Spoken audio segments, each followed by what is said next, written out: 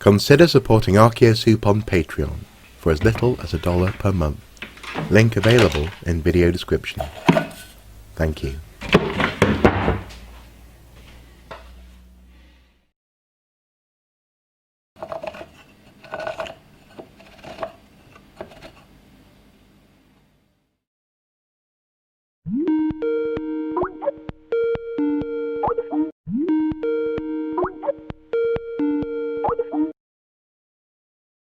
Good morning, David Petts. Good morning, Archaeo-Soup. Good morning. It's good to see you. And we are here to chat about things, are we not? Things that you've been doing in the recent weeks, and maybe a little bit about the context of the things that you've been doing in recent weeks. But for folks at home, you hopefully remember that Dr. David Petts is the inimitable, venerable archaeologist working at Lindisfarne. And over the past couple of years, I've made it sort of a habit to turn up and hassle him on site and ask what's going on. And this year we couldn't. Well, rather, I chose not to because I didn't want to be an extra body on site, potentially catching or spreading disease, as it were, the pestilence. And so I figured a video chat might be a good way of catching up on what's been happening on Lindisfarne in 2020. So I suppose first and foremost, David, how has it been doing the archaeology in a pandemic? It's been interesting. I think Uh-huh. it's probably the best way of putting it. I mean, first of all, kind of kudos to my collaborators, Dig Ventures, who have Mm, been unbelievably rigorous in thinking about how you do archaeology in a time of social distancing. mm, So we've had all sorts of plans and protocols. Uh, so when we're on site, we dug the whole site wearing face masks. So from the minute you entered the trench enclosure, everybody had to wear face masks. Actually, on the whole, archaeology itself, when you're digging, is quite social distanced. You're not sitting on each other's laps, so that kind of thing is not too bad. But we had a really kind of carefully thought through plan of making sure that even very basic things like rather than using the same entrances to the trench, that there's a mm, way in and a way out, so people weren't passing each other. mm, Just thinking about kind of management of movement on site, just to make sure that people weren't kind of moving very close to each other when they're emptying barrows and that kind of thing. mm, So yeah, so that's been a big difference. Again, because of the issues, we had a smaller team than previous years, mhm, and again back in the finds room previously, for the project, the community and public side is incredibly important to us. So previously we'd have our finds room open to the public, but this year we had to have it shut with limited access. So we had a little kind of mini lunchtime museum outside mhm. rather than permanent access. So it's been strange, it's been different, but it's been doable. Yeah, I saw on the Dig Ventures Twitter feed they had a hand sanitizer set up on a post with a sticker saying "It's ritual." I thought that was very clever indeed. Absolutely. But presumably those moments where, excuse me, where you let's say one finds something. Let's say I found a piece of glass or something, and I wanted to see if this uh, was worthwhile, yeah, logging or bringing to someone's attention. How do you manage those moments with people who are less experienced or people who simply have a question coming to the person who's actually running the dig on the day? I mean, were you actually did you have protocols for sort of handing things to each other and inspecting things and this kind of thing? Um, not right at the level of kind of handling it every individual tiny object, but the No. key thing is people are wearing gloves a lot, everybody's masked up, Mm, everybody's kind of just being, I mean, I think all after the last 6 months everybody's just much more aware of social space, mm, not kind of leaning in, putting heads right up next to each other. mm, So it was a case of, I think it helps that wider society are a bit more aware of these things. mhm, So but yeah, we when finds came into the finds room, the finds people were all wearing gloves. So we had kind of protocols all the way through just to be absolutely sure. I mean, the levels of risk, what we're doing, are relatively low, mhm. but nonetheless, it was just good practice, sensible planning, and it made it all possible. Yeah. Yeah, okay, cool. And just one final question on that then. It's a very windy spot where you're digging. How weird was it to to have a mask on in the wind. I don't think I've ever been. I haven't experienced that kind of wind in a while. The last time I did was when I was on Lindisfarne. So was that interesting? Actually, it helped because when it was we had a very quite a dry year. Hmm. So sometimes when the wind was blowing and the spoil was blowing off the Oh, spoil heaps, it was like wearing a sand mask. So actually, it was fine. It was brilliant. fine. Yeah. Cool, excellent. Okay, well, you are and you have been digging in a time of a plague, and in that sense, this year, what have you found? What it looks as though you've honed in a little bit more on some specific aspects of the archaeology itself. I mean, obviously, in was it last year there was the glass gaming piece that was found that was very exciting, which I sort of got a hint of when I was on site, but then couldn't really. There was no one to talk about it with because no one knows. But this year, what's been the flavour of the excavation as opposed to key object, as it were? Well, the trench really divides into two halves. One Mm, half we essentially have cemetery, and actually there's burials everywhere. So half of the site we've been focusing on the careful removal of a small number of burials, hmm. and yeah, the bone preservation is fantastic, and that's a really important part of the research program. And We so, moved. sorry, and so that's turned out to be a cemetery as opposed to a charnel house, then. Yeah, now Right, okay. it's clear we have multiple graves. We're only excavating a limited number because otherwise we could just find ourselves for decades Yeah, taking out skeletons. But it's clear it's a long-lived cemetery. There's graves cutting through each other. right. It's a lot. There's a lot going on. So but that's a slow process, particularly working with kind of community volunteers. So we've been quite strategic about what we remove and what we don't. Mm, But the other part, the key part of the site, is at the end of last year, we'd realised we always knew we had a small building, um, and we started exploring what we thought initially was a very small little oven or hearth area, and it kind of as we opened it up, it got bigger and bigger, and by the end of last year, we realised we had this big cut feature with lots of burning, which is probably about we reckon it's probably about 7 or 8 meters across. We've mm, only scratched the surface of it. And that was really the focus of what we were looking at this year. And what became clear by the end of the project this year was that we had it's basically a metalworking area. And from looking at the metalworking debris from last year, the industrial residue, looking at stuff and things we found this year, we've got evidence for iron smithing, hmm. lots of hammer scale and that kind of thing. We've also got evidence for copper alloy casting. We've had a couple of pits with quite a lot of little dribs and drabs of copper alloy kind of droplets. Hmm. It's also clear that there's probably other things going on. One of the nice things has been clean as we've really got cleaned up the big cut feature. It's clear it cuts through a whole series of earlier layers. So we're starting to get a sense of the depth of the archaeology. Mm, There's a little bit of work with an auger as well. So mm, we've probably got another half a meter of deposits to get through, and that's actually quite a lot. mm. Um, we've got multiple layers of earlier activity. So our latest big cut feature is just the top of a whole sequence of things going on. It cuts through the building. And what sort of dates are you talking about then when you say earlier? Well, one of our challenges of dealing with this period is the difficulty of dating on site because we Mm, don't have lots of pottery. So if no. you're on a Roman site, that would be the kind of the shorthand way of dating a site while you're digging it. Hmm. We do have increasing numbers of Anglo-Saxon coins, which I Hmm. think is really interesting, and they're broadly 9th century, kind of first half of the 9th century.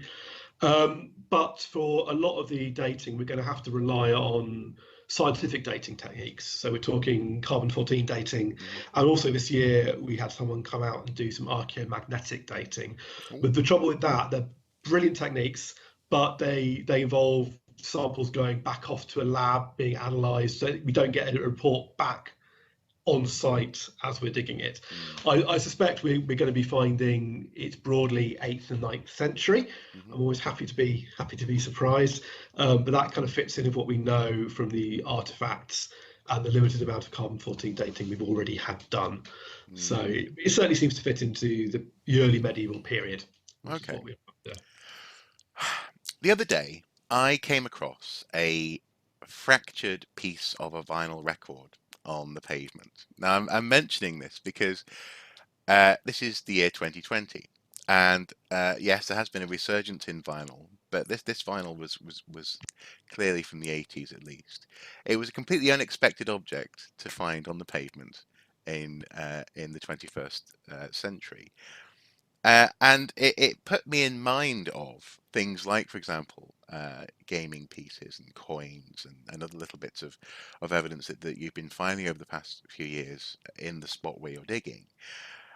Uh, the reason why I mention this is to say, what what should people take away from or be taking away from the picture that you're starting to paint? In so much as, does the gaming piece in a sort of almost like a Pompeii premise kind of way, does it imply that people were literally gaming on the spot, or could that be an inclusion that's just fallen out of someone's pocket at some point?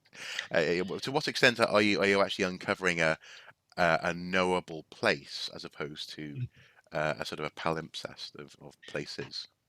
Yeah, I mean the game piece, it's a lovely item. First thing to say is it wasn't found in a very clear archaeological context. It is part of an area which had been quite heavily disturbed. So in that sense, it's not in its immediate location from where it's probably lost. But I think what it is clear is it was clearly lost within the early medieval monastery. It might have moved around a bit, but it's broadly speaking, it was where it's originally used and lost. I think also this is where looking at other sites, similar sites, looking at comparative sites, help us kind of flesh out the interpretation. So, for example, we have a whole series of early medieval monastic sites. So, something like Inchmarnock in Western Scotland, or Port Mahomac up in the kind of northern Scotland, where we have gaming pieces, not as elaborate as the one we found, but also carved gaming boards. So we know that these are the kinds of activities that are going on at places like monasteries, and I think that's quite nice, because it gives a kind of a counter narrative to the idea that monasteries are incredibly austere places, and certainly there is austerity within them for certain people. But it's also clear that, like any community, there was people having fun. There's people who probably got bored and wanted to play games. The nice thing about our example is it's a particularly high status object. A lot of the gaming pieces found at other sites are fairly simple, just little antler objects or stone objects. Because ours is a bit more high status, it's a reminder actually that these games aren't just played by the poor, they're played by the wealthy. And there's been a lot of interesting research done on early medieval board games, and when you look at where they're found, they're not just found at monasteries, but they're found in things like ship burials. They're found in high status tombs. They're part of the kind of wider landscape of people's lives, and even the very wealthy, even the people right at the top, the kings, they are playing board games. A lot of these board games are kind of based around things like warfare, kind of, not quite war games, but they're kind of based around the idea of fighting and combat, which is all part of the kind of warrior life. So to have something like that from Lindisfarne, it shows that people have fun, people have games. It shows us that some of the people playing games on Lindisfarne are quite high status. And I think also, when we look at the parallels for our particular gaming piece, I have actually got a replica of it. I'm going to try and hold it up so you can see. There you go. It's a replica. A little bit to your right. Yeah, that's it. Yeah. So you can see that. It's a Beautiful. Yes. glass. This is made by Mike Poole, who's makes these things for reenactors. A beautiful piece of work. The best parallel is from a Pictish hill fort in Scotland, in Perthshire. We've got other parallels from kind of trading sites in the Netherlands, and Viking sites in Scandinavia, and places like Lincoln. So they're it's a kind of part of a wider world, of the North Sea world, which embraces the Viking, the Saxon, the Pictish. And there's this kind of shared culture amongst the upper echelons of society. And again, I think that's what I'm interested in. It's that bigger picture. It's helping us to understand Lindisfarne, not just as a monastery, but as a social place, a place where people gather and assemble, and all sorts of people turn up and do things. So there's a lot we can read into one individual object. Well, in that sense, what do you uh, what what do you suppose would be the really just thinking about this idea of there being a sort of a patchwork of different groups and cultures interacting around board games like this. What do you suppose would be the chances that you could turn up in any random town and just play the game? In so much as my uh, the last time I looked into this, my understanding was that the rules and boards specifics would possibly even change from town to town. So would there be sort of a shared language, or would it be much more of a case of you'd have to sort of go, okay, how do you guys play, Taffel? How do you play, this board game? And then that would be how you would meet people, is you'd learn the local rules and then you go from there. Is that what we should I think mean, of? it's difficult to tell, obviously, because we can't be there. No. I mean, broadly speaking, is what there are kind of seems to be certain kind of broad families of board games where Mm, they have a very certain groups have very similar boards. I expect like everything, it's like any game, even something like a Monopoly, hmm where every family has their own kind of house rules about precisely how you play it. Yeah, the You free know, the who parking. win, Yeah. just to avoid those arguments. So I suspect that is like card games as well. Is there certain basic rules which because people would have been moving around quite a lot, Mm, particularly traders, so it's there would have been presumably some kind of shared understanding of when you turn up that you'd recognize the game, you'd understand the basics. yeah. It's more a case of just defining the specifics, Yeah, yeah, yeah, who yeah. starts, that kind of thing. So yeah. Okay, okay. 'Cause, yeah, so for example, with our Monopoly, we put taxes into the center, and if you land on free parking, you get all of the you get that windfall. Now, in sometimes we have people visit, and they're like, "No, we don't know," and so we have to abandon that rule when. Yeah, okay, interesting, interesting. Um, can I share with you a couple of questions that people have for you with regards Absolutely, to this yes. site? One of them actually, I think you've sort of touched on here, but this is an opportunity to elaborate a little bit. This comes from Cryptosporidium137. Maybe this is a controversial question, they say, but how about this? Quote, considering how well known and well understood Lindisfarne is, what do you think is the value of further research at the site? And they put in brackets hastily, not that I think they should stop, just interested in an answer. So in that sense, Lindisfarne is infamous, I suppose, and people feel that it's well understood. What's the value of going there and doing digging? Well, I think Lindisfarne is well known, yes, but I don't think it is well understood. Hmm. Yeah, and I think it depends what kind of questions you're asking. So, what do we know about Lindisfarne? We know when it was founded, how it was founded. We know a little bit about the Viking attacks, and we've got some understanding of how the site can change in its final years. Hmm. What we don't know is about what the monastery looked like, what people did there, how it changed over time, how what kind of craft activities were going on, whether the church has changed over the 300 or 400 years of activity there. There's a huge amount we don't know, and as an archaeologist, I'm interested as much in kind of social processes and how societies worked and functioned as specific, individual dates and kind of events. I think the other thing to say is, surprisingly, Lindisfarne has seen remarkably little archaeology. So Hmm. we're starting with a very low level of basic knowledge, Hmm. unlike somewhere like Iona, which is being cut to ribbons by archaeologists, or Monk Wearmouth or Jarrow or other important Anglo-Saxon monasteries, which have seen a huge amount of work. Lindisfarne, there's very, very little basic work. So we are really the first project alongside another community archaeology project, which was run via the Lottery Fund a couple of years ago, to really look at the Anglo-Saxon monastery. Hmm. And there's so much basic stuff to find out about it. So I'm quite happy. There's plenty for us to do. There's plenty of questions, Hmm. and a lot still to find out about it. It's interesting. The other day, uh, I was chatting with someone about 793 and the Vikings turning up at Lindisfarne, and and they said to me, and this may say initially I was like, I'm not sure that directly maps on, but it kind of works actually.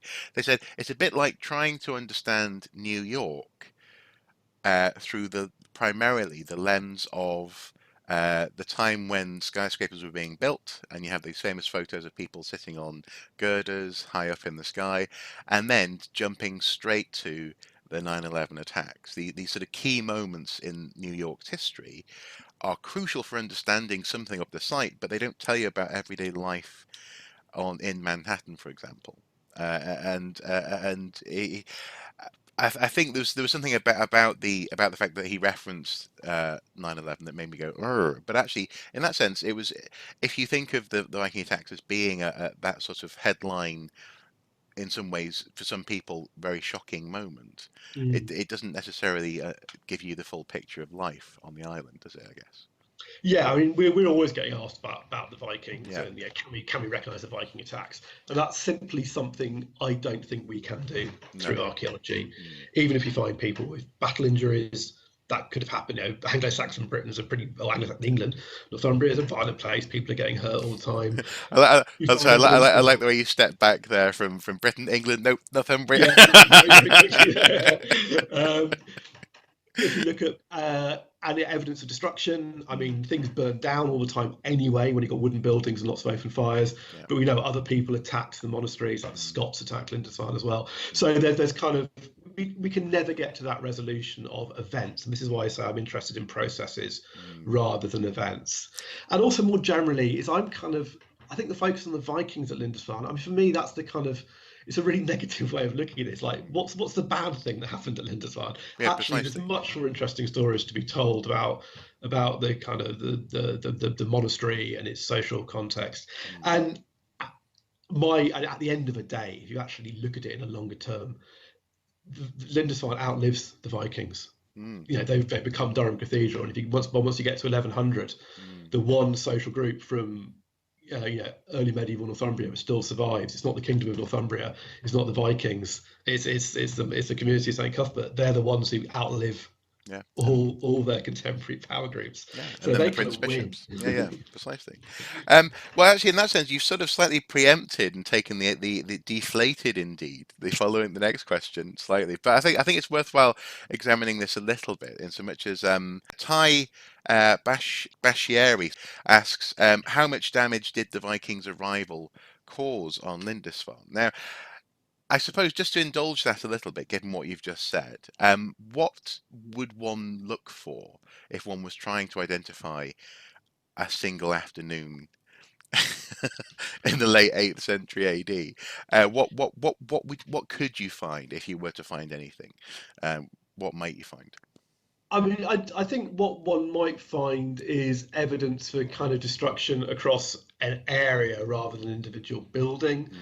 I suppose one might arguably look for people with weapon wounds. The trouble is it's the chronological resolution. We can never tie something down to, it's not even 1 year. It's down to one afternoon or one day. We just don't have the tools to do that. The ladder of inference. Yeah, I think you have to be realistic about what we can do with archaeology. I think also it's important to remember that although all that weight is put on 793, that was just one Viking attack. Lindisfarne keeps on going through multiple Viking attacks. That's famous because it's one of the first ones, but you get Viking attacks all the way through, particularly increasing in the middle of the 9th century, and they still don't leave. So it's not just one attack; it's multiple attacks. And even when the traditional narrative goes that they leave and take the relics with them, it's clear that actually there's still continued activity of a religious nature on the island anyway. So the individual and Viking impacts, it's difficult to kind of really quantify. And even the final movement away from the island, I think, is not just about security. I think there's other things going on about politics and the fact that all their land is mainly in the south of the territory down towards Durham anyway by that point.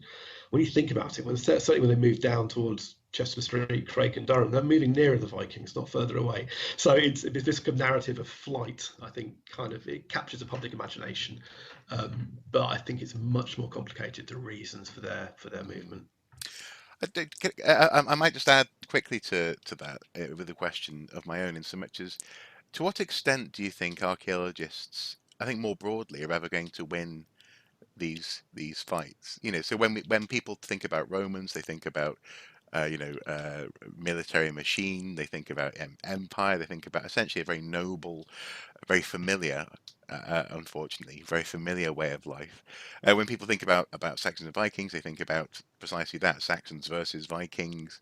And when people think about, for example, Stonehenge, they tend to think about things that are entirely inappropriate for for when Stonehenge actually existed. They tend to think about the Paleolithic as opposed to the sort of the Neolithic Bronze Age. To, how are archaeologists likely to be able to move the needle on this popular understanding of what happened when and the character of history? Because, for example, as you say, you get questions about the Vikings, and especially that Viking, the most well-known Viking attack every day on Lindisfarne. And I don't mean this is a hopeless question. I mean, is there some positivity to be found in these sort of ongoing, never-ending conversations with the public? Yeah, I mean, it's like turning an oil tanker in some of these things. And I think what it is, it's not a case of individual projects or individual things which will make a difference. But with the Vikings, for example, even though there's still a kind of Viking warrior kind of story out there, I think a lot of people now also realize that Viking culture is much more complicated, that they were traders as well as raiders. And actually, a lot of these things are kind of pretty well understood. I mean, you look at somewhere like the Coppergate, the Viking Centre, and even a lot of kind of televisual stuff. You do actually see Vikings being portrayed in a bit more complex ways than maybe they were kind of 30 years ago. We've come a long way since kind of the Vikings and kind of Kirk Douglas and that kind of stuff. So it's a slow process, but I think it's worth being optimistic about what we can do. And it's just a case of just kind of chipping away slowly. I think people understand the Romans a bit better than they did kind of 30, 40 years ago. We understand the Iron Age better. It's just we don't see sudden leaps of change. It's just it's a slow cumulative process. I think you're probably right. I think you're probably right. I think on my darker days, I'm an optimist. that's the thing. I think I'm naturally a pessimist in so much as on my darker days, I just think, the day I die, people will still be thinking that, that I don't know, that Stonehenge was built by the Druids or something. On a slightly different note, and touching on your broader interests, because back in the halcyon days of my youth, when you actually taught me for a couple of classes at Durham, you were focusing on in one of the modules at least on urban archaeology, and also Second World War stuff came into it as well a little bit, just a little bit here and there. And there's a question here. This is the one from Mueller Stewart. And that is, how can we better preserve the industrial heritage of Britain? Now, this may be a little bit off the path that people are expecting for this video, but I think it's an interesting question. What do you think? Yeah, well, I mean, I do. I've got this second fiddle of kind of working on post-medieval and 20th century archaeology. So something I'm really interested in, particularly in the Northeast, where a lot of our heritage is defined by particularly coal mining, but also steel production, shipbuilding, that kind of thing. And I think there's a real challenge. I think in our region and other industrial regions, there is a really good appreciation of the role of industry in creating modern cultural identity. So you go see how popular someone like Beamish is, the Industrial Museum, incredibly popular.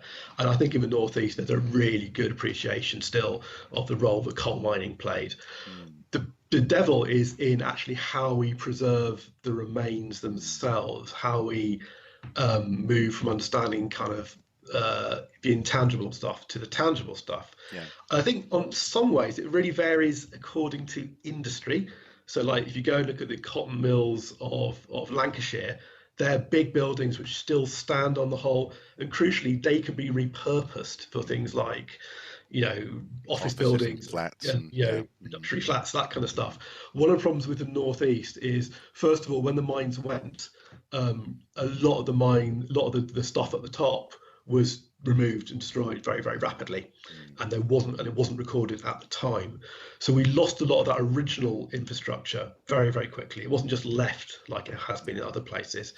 Secondly, things like pit heads and those the kind of the infrastructure of coal mines particularly, they're not very amenable to being turned into other things. Well, So that's so just to elaborate, so often we're talking about things like machine houses with large engines in them but you have yeah, to deconstruct the building in order to take the machinery out, so you can't repurpose that, and yeah, and big spoil heaps as well, yeah, that kind of stuff. yeah, They're not easy to deal with. no, So it kind of vary from industry to industry. Um, Also, I think there's always a bit of an uphill battle trying to get a kind of the people who make the decisions about planning to understand the importance of this stuff, to understand that it's something which is looked at through an archaeological lens. This is a bigger problem actually trying to convince people that it's worth doing archaeology on the post-medieval periods. I think the battle is won within the archaeology offices in planning departments. Can we have county archaeologists? And I think certainly in our region, they're all really behind the importance of industrial archaeology, but it's trying to convince the decision makers and the developers that it's worth investing in. Well, Also, sorry, so, just a thought just occurred to me. It's interesting how, in that sense, the distance of time is a factor as well, or the relative recentness of this stuff is a factor. In so much as, if you think about, say, Conwy Castle in North Wales, there was a point when that was simply a brutal, functional, um, uh, local hand of national enforcement, as opposed to a pretty castle in the landscape. Its function was very immediate, and presumably by virtue of its sheer mass and size, it made it through to being something that was a bit more romantic and that eventually was appreciated as something that was worthwhile holding on to. Whereas then obviously hopefully you're holding that thought, sorry, whereas my experience in the northeast has always been, certainly observationally, at least anecdotally, looking at, say, Newcastle and the riverfront in particular, and also actually here in North Tyneside. I'm actually living we live in an estate that was essentially built on land that was marshy and coal pit heads and this kind of thing, servicing the river, or certainly going down to the river. The people around in this area have always had a very pragmatic relationship with those remains. So if they're not economically viable, or if they're in the way of infrastructure, or if they the land could be repurposed, for example, for housing, it is done. And we see that, I mean, with the exception of, for example, things like Grangertown in Newcastle, I guess, the rest of the city is more or less up for grabs. And even Grangertown, actually, frankly, the Eldon Square, for example, was completely remodeled in the 60s, wasn't it? So Newcastle in the northeast seems to have a very immediate and pragmatic relationship to its physical infrastructure and its history, and I think anyway. But so I don't mean to cut in too much there, but no, I think you're absolutely right. mm, I think it's part, and that itself is part of the bigger story. Is that actually the process of deindustrialization, the process that removed all these, the need for coal mines and removed all this stuff, actually then itself is incentivizes the destruction of them, and kind of the need to kind of redevelop them for warehousing and call centers and all the very modern 21st century things which are being built on top of them.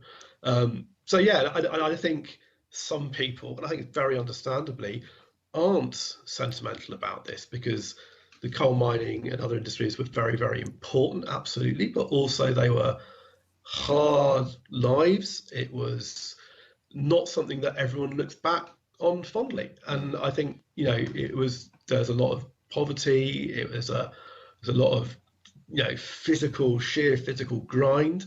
It's not something that everyone sees as maybe well, something to be remembered, but not necessarily health impacts as well, health consequences. yeah. It's easy for us as archaeologists to sometimes forget. We get so obsessed with the importance of preserving a red brick industrial building, and forgetting that actually not everyone is going to see that stuff in the same way, and for some people it's difficult heritage. Now, and obviously, I broke you mid stride there. So, what was the second point you were going to make? Yeah, I mean, I think the other thing, there's also a lot of very practical, mundane things which can help with industrial stuff. So, for example, the stuff which is listed, we have things which are listed but struggle to be looked after. So there's really boring things like VAT on repair of listed buildings. Great to see that gone. Um, and I think just a kind of wider sense that actually, as we're living in a world where green stuff and environmental stuff is more important, but actually renovating and restoring existing building stock rather than demolishing and starting again has a lot of value that in that sense as well. And I think just the kind of we're getting a stage with the coal industry that really, apart from one or two things up in the northeast, that really kind of disappears in the mid 80s.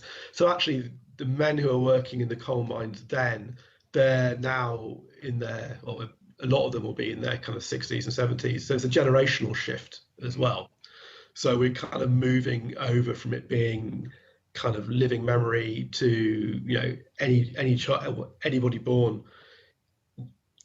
I mean, basically most people under 40 won't remember No. an active collier industry in the northeast of the scale it used to be. So I think there's a kind of generational shift, which ties into what I was talking about, kind of memories and understandings of it, there's that need to kind of maintain that knowledge, you know, and as the older generation die out, to make sure that at primary schools and secondary schools, that an understanding of local history and local heritage is still talked about, and Yeah. keep that kind of understanding alive. Absolutely. Something that came out of, and we will return to Lindisfarne in a moment, folks. Don't worry. But something that came out of the BMX archaeology project that I was doing last year, well, over the past few years, but came to a head last year, was when we were examining, in particular, the 1970s and 1980s and strikes and the culture around the pits and the pit villages and even in slightly more urban areas, where though it was those usually men, or most, or essentially all men, it was those men who obviously they were driving an industry. They had a certain sense of how the industry should and could work. But also, what I found, what really struck me, and I already knew this, obviously coming from Wales, that it's you know it's sort of in the culture already. But it was interesting seeing interviews with people who were really um, invested and dare dare I even say, you know, quite expertly educated on things like economics and things like the political impacts of different ways of handling the perceived need to have a decline in an industry. And it feels as though that's something that these older generations now will probably still hold on to, but seemingly has slightly watered down as well. So in some ways, remembering the infrastructure is probably very interesting. But also, I would argue that holding on to that working class educated, you know, philosophically and politically minded worldview is probably also worthwhile revisiting as well, because things like I don't know, the early days of the labor movement came out of genuine thinking, actual uh, hard, you know, brain work that then Mm. mapped onto infrastructure and industry that then had practical implications for people's lives, and that sort of working class uh, consciousness, shall we say, appears to be less grounded in actual academia and philosophy these days. It'd be, I mean, I don't know. I don't know if that's if I'm completely going off on a utter rabbit trail there, but it feels as though there's a connected loss. I think, you know, people have lost infrastructure, but also they've lost that sort of that way of thinking about their place in the world to a certain extent. Um, Yeah, I mean, I think sadly, that's very true. There's the industries, they provided social cohesion, mm, um, through kind of shared adversity and through things like the union movement, which I think is incredibly important. It's great to see the great project going on in Durham at Red Hills on the kind of union buildings there. And yeah, it's this wider cultural world of what came out of the, whether it's kind of mechanics institutes, working men's mm, institutes, that kind of education. Um, I think it's really important, and it provided, when you had a working class in employment. It provided a kind of cohesion and unity that it's much harder when people are struggling more, or when the jobs are much more kind of ephemeral muck jobs, where you don't have a sense of kind of a shared identity as a workforce. And I think that's true not just of the mining, but with other industries in the northeast, like like the steel industry, the shipbuilding, the fishing industries. They all have their own very distinct cultures and traditions, and they've gone. Yeah. And I think it's how we remember that, Mm. which is a struggle. And I think there's been and again, it's tied into this kind of generational movement.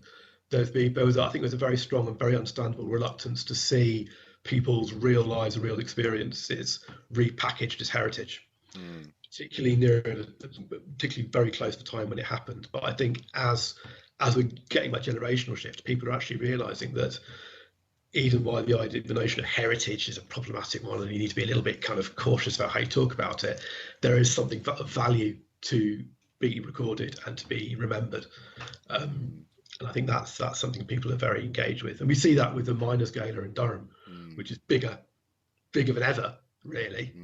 But at the same time, the political complexion of the northeast in terms of MPs has changed radically in the last decade. So there's a lot of interesting currents and countercurrents going on about how people remember the industrial past. I think so. It's a strange one. Yeah. Well, and it's interesting that in such as the relationship between, I suppose, heritage, real people's lives and struggles, and caricaturizations is a similar problem to that which we've just been talking about when it comes to Lindisfarne and and the Vikings, for example. There is this. I imagine there's this.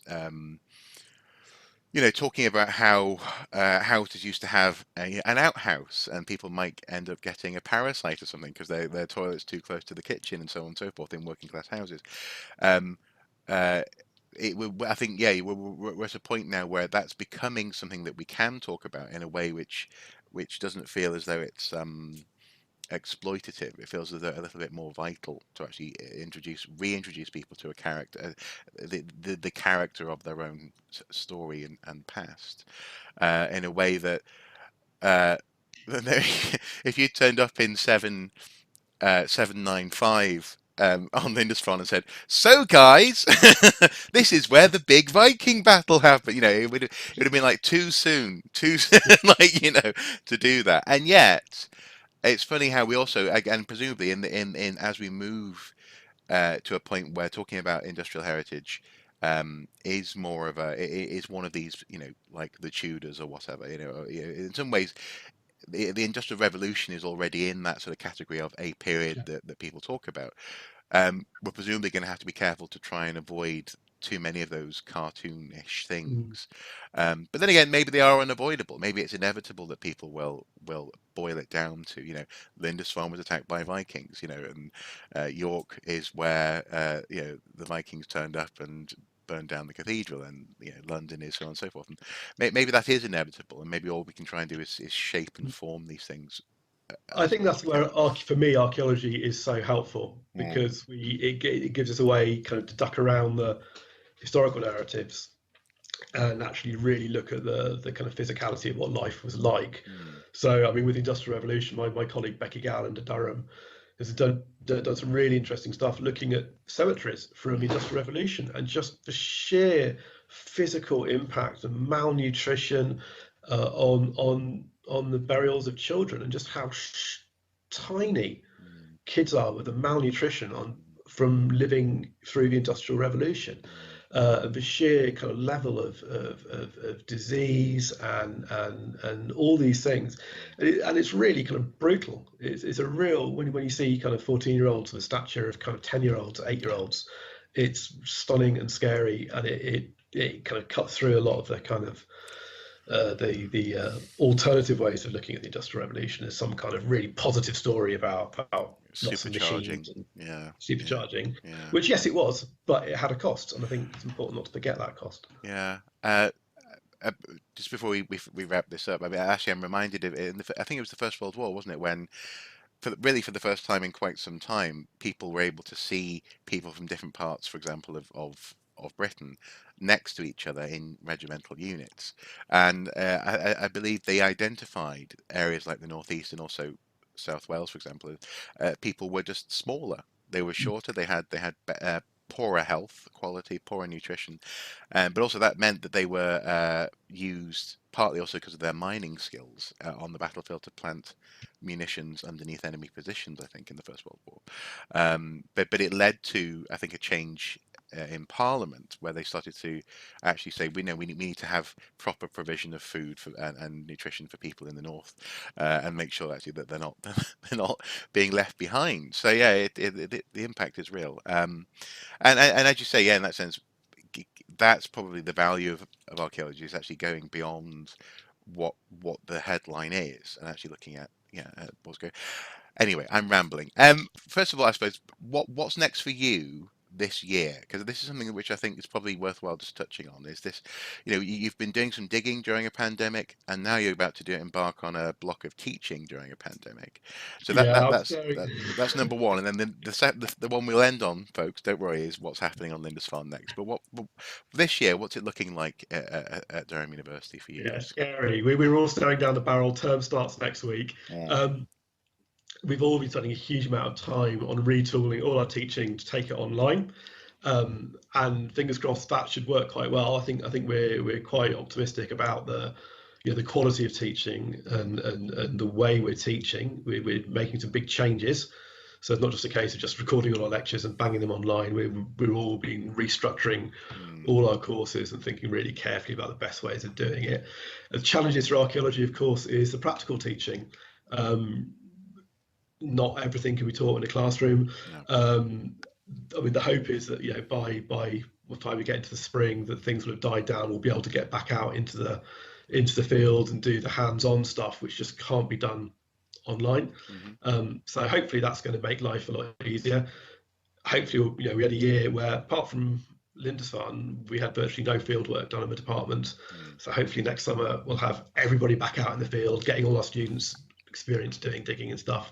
So yeah, hopefully it's a lot to do, but everyone's working their kind of their butts off to get it all up and running. It's a bit scary, but I think we'll do it. Yeah, well, and I commend everyone's efforts. It's obviously I'm seeing various people on on my private social media, as it were, yourself included, and talking about what this has been like. And it's interesting how it's not the same as is portrayed, for example, at the moment in the media. Obviously, we're filming in the context of students returning to halls in Manchester and Glasgow and Edinburgh, and having to essentially be locked in place in their rooms. And I'm not asking you to comment on that in the context of Durham University, but much more to the point, the talk around this has been a case of journalists saying, well, we have the technology. Let's just switch to digital. Let's just make everything online. It's going to be straightforward and easy. And this notion of there being a single, smash glass here and everything flips to a digital way of learning. It seems to be very attractive on the surface, but you've been putting in a lot of hard work in, as far as I can tell. And I mean, how, it's one of the how challenging is it to turn a lecture into a series of bite-sized chunks, given that you're more accustomed to having an hour-long narrative, for example, in your teaching? Is it a challenge?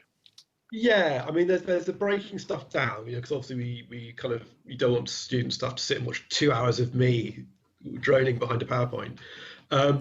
So the kind of intellectual process of actually breaking up the lectures themselves isn't too bad, because we know lectures have sections you can break up. So that's okay. What I'm finding strange is the just sitting in front of a computer talking to do the recording. You don't have that interaction with the students. You can't feel the audience. It's like any kind of performance. You kind of work with the audience, and you feel when students are losing interest or when they're confused, and you can kind of step in. So that's a challenge. I think also just making sure things like all the learning, all the resources are available, because obviously access to library isn't as easy, but there's a lot of stuff is online, a lot of ebooks and digital resources. So all our reading lists have been completely redone to have only online resources. How do we fill the gaps in that? There's also people working quite hard to take it beyond just a pre-recorded lecture. So people are kind of learning film editing, kind of stuff you probably use all the time, but actually edit stuff, produce things a bit more sophisticated, and actually make the most of the positives. So actually be able to kind of integrate film and that kind of thing into it. So for virtual field trips and that kind of stuff. So there's a lot of package, so rather than just use the technology to its best, but it's a steep learning curve. We're doing it at relatively short notice, and we're very good at what we do in terms of delivery. But we're still learning that what works best in a classroom might not work best in online, and it is going to be a learning curve. But I think at the end of the day, everybody wants it to work. We're all invested in this. We're all invested in the students. And that's why that's such an important part of the job. And such, one of the things I think most of us get a lot of joy out of is actually talking to students and teaching. So we all want it to work. We all have days where I think we could probably throw our laptops down the stairs. But I think that's just. I think I'm not the only person in Britain to be getting kind of no. Zoom fatigue. Yeah, absolutely. Well, as I was saying to you off camera earlier, I feel as though I struggle not to be very sort of hello, sort of another digital meeting. But yeah, it's as I say, it's commendable to see how everyone has been pulling together, and hopefully we can. Well, frankly, also I'm doing a little bit helping the Durham department this year as well, in terms of capturing stuff. So so hopefully, it'll be an effort that works. Finally, as we do draw this to a close, what is next on Lindisfarne? Do you have a sense of where the next season might take you, or is it just sort of continuing to expand on this story, this painting that you're putting together? Yeah. In the immediate short term, it's obviously going to be working with Dig Ventures to get the post-text done. Obviously, it has been very difficult because everything was locked down. I had half the finds in my office locked in the office during COVID, so I couldn't get at any of them for 6 months. Well, so that's a good point. Sorry, obviously, again, just very briefly on personal Facebook, you've been clearly going, I need to get back to my office. But what's that been like? And so if you've got fines there and presumably reading materials, have you literally not been allowed back into the building then? Or I've had 2 20-minute visits to my office. Right. Since beginning of March. So things are accessible now. So I'm getting into it now. But it's just because particularly for my family, we had to lock down a week early. I had virtually no notice that I'd literally had a half-drunk cup of coffee on my desk for 6 months. So I had all my lot of key books I needed, and fines to physically get them to the fine specialist and things. That was a bit of a challenge. That won't happen again. We kind of, because we can anticipate it, we can make sure now that things are where they need to be. So there's a post-ex to do, but we're going to be back on Lindisfarne. We're certainly planning, for further seasons.